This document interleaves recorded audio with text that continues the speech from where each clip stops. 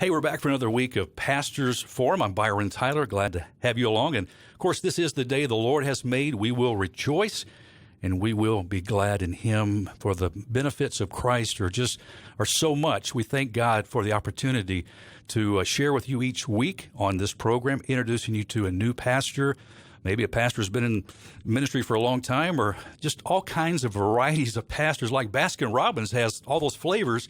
There's all kinds of flavors of pastors, too, we find out here on the show. Today we welcome a brand new pastor to our city, to a ministry that has such a long history of the gospel-centered, solid Bible preaching, and that is Central Church. We welcome Rick Gering to our program. Rick, glad to have you here and glad to have you in Memphis. Hey, thank you so much, Byron. It's great being here with you. So what has been the process of bringing the Gering family to Central Church? Well, we were up in northern Indiana in a place called Goshen, and we were serving as lead pastor at a place called Sugar Grove Church. We had 8 incredible years of ministry there, and God just began to birth in us that it was a time to maybe begin to look at another ministry opportunity. And so through that, we had the privilege to be able to begin a discussion with Central Church here in Memphis, and had an incredible conversation with them and an incredible interview process with them. And so we're grateful to be down here in Memphis. We had some connections here to Memphis. We also have family over in Arkansas, and so it's great to be able to be back down south and closer to family. Won't miss those brutal winters up north, but we're so happy and so privileged to be down here at Central Church. Now, other than Elvis Presley, and of course you had some close family connections nearby, have you been to Memphis before? Had any reason to come to Memphis before? Yes. When we lived in Arkansas, we came over to Memphis a few times and, did the Elvis thing and all. So we enjoyed that. But while up in Indiana, my wife and I, that is, led mission teams down here to Memphis and worked with Nations Church, that's part of Memphis, and Duke Wheeler, who's the pastor of that, and just did some inner city work and construction. We worked with refugee program. My wife and I have a big heart for that. And so we were blessed to be able to bring some teams down here, and that was the connection. But we had no idea about Central Church at the time. Wow. Yeah. There's a lot of refugees here in our city. It's a growing ministry. World Relief Memphis, has an outpost here and doing a great work under the direction of Steve Moses. And a lot of opportunity for the church to engage people from all over the world. Yeah, we fell in love with the refugee program, and we were working with Catholic Charities through that. And so we hope to be able to, join forces again with the refugee program. Well, that's awesome. And I know Central, of course, as I mentioned about the rich history and gospel-centered, solid preaching.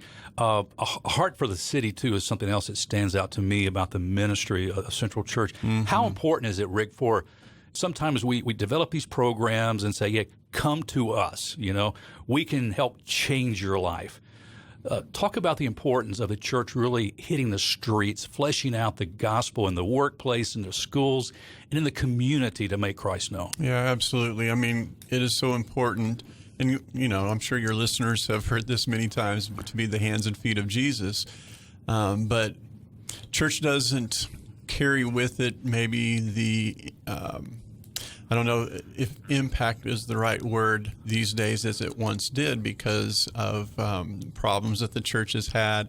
And so our culture has probably, distanced itself from the church. And so therefore the come and see approach probably isn't as effective as the go and touch approach, And so it's important for the church to get out of its walls and impact lives and touch lives and meet needs and be the hands and feet and obviously share the gospel. How will they know unless we tell them, right? And so Central has a big heart for that. It became very evident to us in no time at all the heart that Central has to reach its community, touch its community with the good news of Jesus.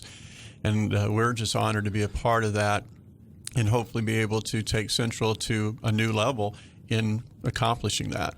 When did you first see the gospel and experience Jesus Christ in your own life? Yeah, that's a great question. I just shared this 2 weeks ago with the Central family and actually kind of role-played my experience with them because it was in my home church in Wichita, Kansas, and we had an evangelist in one of those old-time revivals, and it was a Wednesday night. I was 9 years old, and I just realized just the light came on. I needed a Savior. The evangelist was talking about heaven. He was talking about hell, and I realized I was lost, and I went down that night and received Christ as my Savior. And, it wasn't like this radical life change that took place. I was 9 years old. I probably disobeyed my parents and things like that, but the burden that was lifted, knowing that Christ was my Savior and I was set free from my sin, heaven was my home, that was just remarkable. What was it like growing up in the Gering family? Your mom, your dad, siblings? My mom and dad,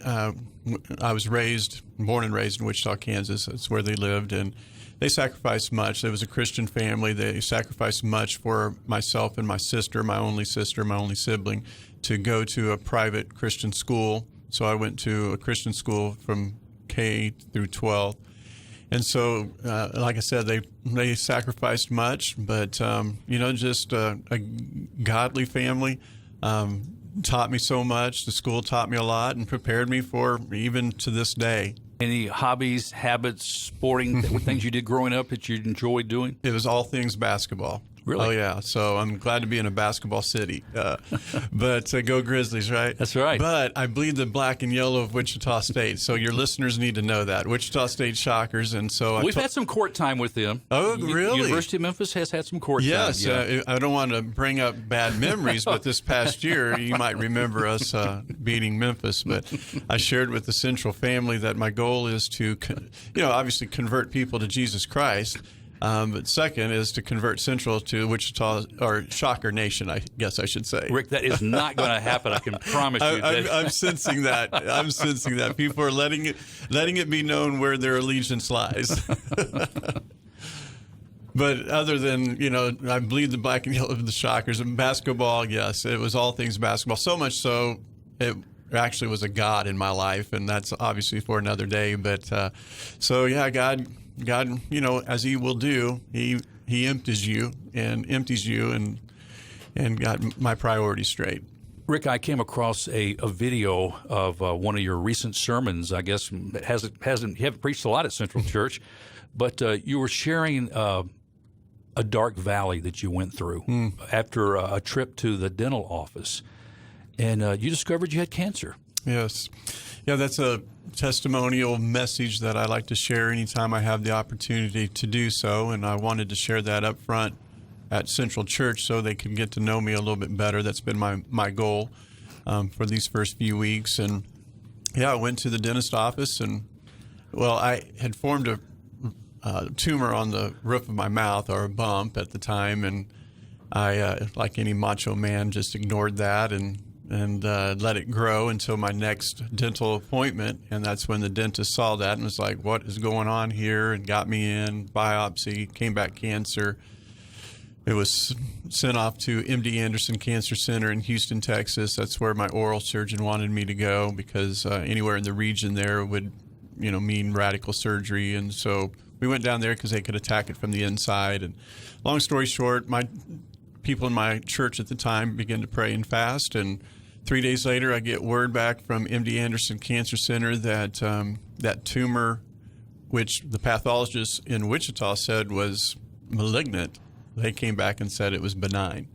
And so, as I shared with Central this past Sunday, that I was raised a Baptist, but I had a Baptist-Costal meeting in my office with God that day. So, but I still had to have surgery and had over half of the roof of my mouth taken out and fitted with a prosthesis, and came back to Wichita and tried to figure out how to live with that thing in my mouth. But now it's just part of my body.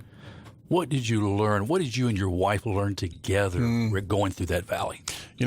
We learned, and I'm sure, this is kind of a pat answer, but it is so true for us, that we learned how deeply we can trust in God. I mean, He performed 2 miracles during that adventure, one physically and another financially. You were in between time with an insurance, and you didn't have insurance. Right. We fell in the 6-month waiting period. And so there was, we just were going through, we had, some saying, just wait till the insurance can pick it up. And we had others saying, you can't wait for something like this. You need to go now. And so the church began to raise some funds to help us, begin the process with the surgery. And so we went down, had the surgery, came back. We were expecting it to be anywhere from $20,000 to $25,000. And at the end of the day, it was an $800 bill. And the hospital, I'll never forget, I was calling the lady. She was an African-American lady. And I said, there's something going on here. She said, I don't know, Rick, we can't explain this because there's no mistakes. There's no write-offs. All the bills have been submitted. There's been no donations, and I can't explain this. And so, another Baptist Costal meeting, So but I'll never forget, Byron, walking in, or actually driving into the parking garage of MD Anderson Cancer Center, and we were listening to Christian radio, by the way, and it was very much like bot radio. Maybe it was at the time. But there was a pastor preaching a message, and we'll never forget, we pulled in that parking garage, pulled into our parking spot. It was right the day that I was going to have surgery.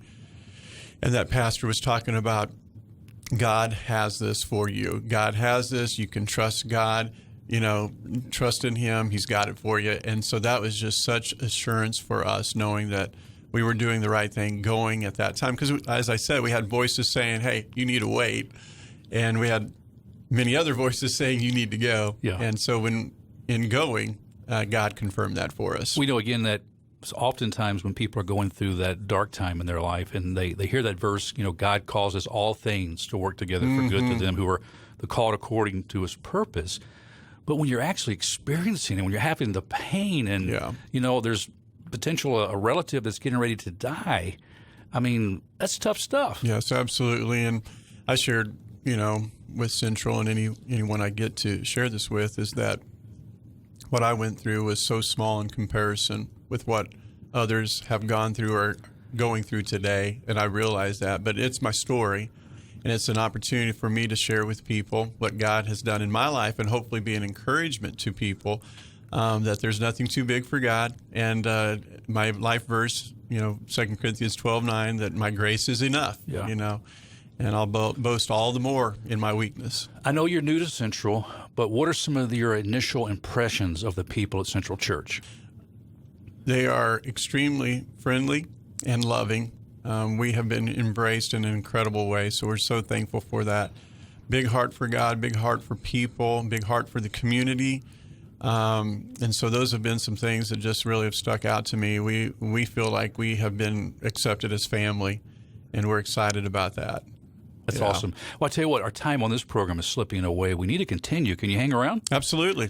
If friends want to know more information about the service times at Central, website information, what can they do?